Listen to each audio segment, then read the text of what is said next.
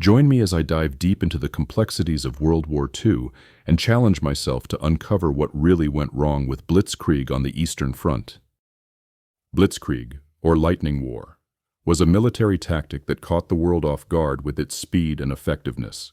It involved rapid advances by armored columns, supported by air power and infantry, designed to quickly break through enemy lines and create pockets of encircled forces.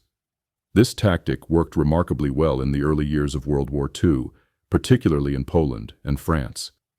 The German army seemed invincible, but all of this was about to change on the Eastern Front. The vast expanse of the Soviet Union proved to be a significant challenge for the German forces. Supply lines stretched incredibly long, making it difficult to maintain a steady flow of fuel, ammunition, and food to the front lines. The harsh Russian winter also played a role, catching the Germans off guard with its severity. They had anticipated a quick victory, not a prolonged campaign in such harsh conditions. Furthermore, the Soviet forces, despite initial setbacks, began to put up a fierce resistance. The Germans underestimated the resilience and industrial capacity of the Soviet Union. The German military faced logistical issues that they had not encountered before. Their trucks and tanks were not designed for the extreme cold, leading to frequent mechanical failures. The situation was exacerbated by the Soviet scorched earth policy, where they destroyed infrastructure and supplies that could be used by the Germans.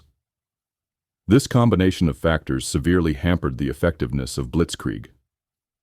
Additionally, strategic miscalculations, such as underestimating Soviet strength and overextending supply lines, contributed to the decline of Blitzkrieg's success. Weather conditions on the Eastern Front were far more extreme than the Germans had anticipated. The muddy roads during the spring and fall, known as the Rasputitsa, turned the battlefield into a quagmire, immobilizing German tanks and trucks. The Soviet forces, however, adapted to these conditions and used them to their advantage, launching effective counterattacks. Supply chains were continually disrupted, and the German army found itself in a war of attrition, which it was not prepared for. The strategic miscalculations by the German high command, like launching a single decisive campaign that would knock the Soviet Union out of the war, also played a crucial role in the failure of Blitzkrieg.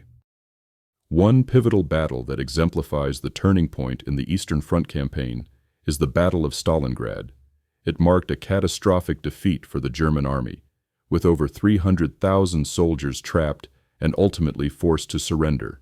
The battle showcased the consequences of the failed tactics and the shift in momentum in favor of the Soviet Union. It was a brutal and bloody fight, with both sides suffering immense losses, but the Soviet victory was a decisive one. The battle was not just a military defeat, but also a psychological blow to the German army and its allies. The failure of Blitzkrieg on the Eastern Front had significant implications for World War II. It marked a turning point where the initiative began to shift towards the Allies. The Soviet Union's resilience and the harsh environment contributed to this shift. The strategy that had brought the Germans so much success in Western Europe simply did not work in the vast, harsh landscapes of the Soviet Union.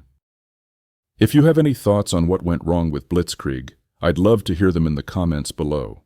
If you're interested in more videos on military strategies and the lessons we can learn from history, be sure to check out my video on why the Schlieffen Plan failed. It's another fascinating look into the complexities of war.